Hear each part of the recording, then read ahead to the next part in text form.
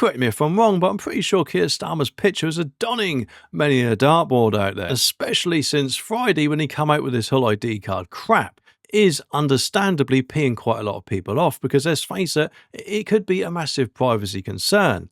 Obviously, we have at the moment driving licenses and passports, which should be perfectly acceptable forms of ID.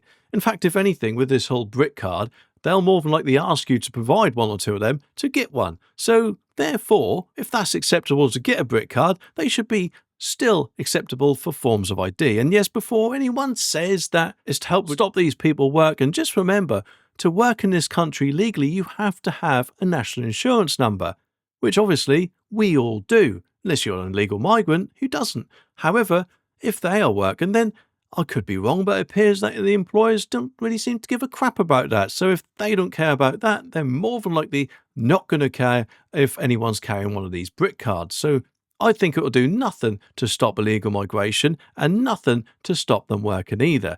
In fact, it does seem to be, if anything, a very dystopian 1984 kind of idea they're putting out here that everyone has to have one, which, if anything, is a total disgrace in my opinion. It should be up to the people if and when we want one or not, just like our driving license and passport. And it looks like 2.1 million people agree with me on this because they have signed a petition asking Keir Starmer to ditch these plans.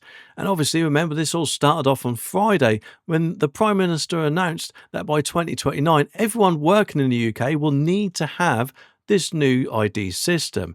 Just reminds me of a few years ago where certain jobs had to have their staff vaccinated. My mum did not want to be vaccinated, but to continue in her current job, she had to have one. And I keep saying to her, you're the only person who had one which didn't want one. Or one of the only people, should I say. So just imagine if my mum or whoever else out there could not work. It would have been a massive disaster, just as this would be if someone didn't want one of their cards and they were forced to get one to keep their job. It would be an absolute disgrace. But anyway, the timing of this also couldn't be any worse for the Prime Minister, with Labour holding its annual conference in Liverpool. And yes, okay, the government are pushing this idea by saying, oh, it's wonderful, you can access it via a mobile app or something like that, as a way to curb illegal immigration. By apparently they reckon making it tougher to work here without the right paperwork. But as I said earlier, there more than likely will be ways around it. Critics are also saying the same thing, saying it's a massive power grab by the state and won't do sod all to stop those small boats crossing the channel. The petition, though, is one good thing. The petition is pretty clear. It says, we think this would be a step towards mass surveillance and digital control, and that no one should be forced to register with a state-controlled ID system. And of course, this is growing fast, with more signatures pouring into it all the time. And remember, if a petition gets over 100,000 signatures, it gets considered for a debate in Parliament. Although, let's face it, this kind of has destroyed that number. So you'd like to think, wouldn't you, that Labour would switch on their brain cell and go, 2.1 million, they are voters. Maybe, just maybe, they are not happy with this. How about we ditch that idea? But of course, no, he's not going to do that, is he?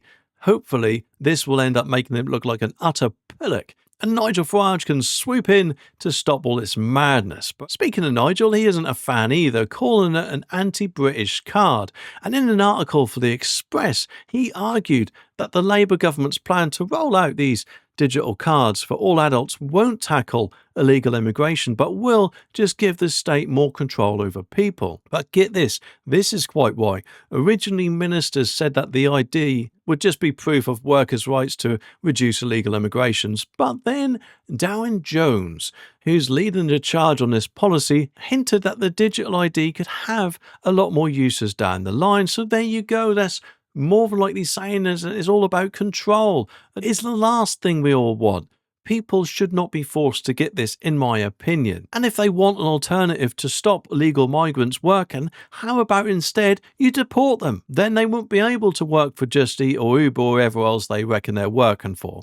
But at the Global Progress Action Summit in London, he mentioned this, Darren Jones, that if they get this system up and running with public support, good luck with that, but anyway, it could be the foundation of a modern state and open up some exciting possibilities for public service reform. Well, I doubt that very much. And earlier, Sir Keir told the conference that digital ID could help show voters that the immigration system is fair, saying decent, pragmatic, fair-minded people, correct me if I'm wrong, but isn't that the families with 2.4 children who just working hard, come home for tea, round up watching the telly, who, I remember rightly, a lot of the time he is also referred to as far right. I mean, yeah, admittedly, I could be wrong, but that does seem that is the case recently, doesn't it? He also says they want us to tackle issues that they see around them. Well, bloody get on and do it, but not with digital ID here. Just return them back to the safe country of France. But don't worry, they also say that